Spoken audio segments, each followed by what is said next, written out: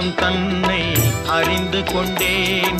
உன் முத்தான தத்துவமே புரிந்து கொண்டேன். முருகா உன் குணம் தன்னை அறிந்து கொண்டேன். உன் முத்தான தத்துவமே புரிந்து கொண்டேன்.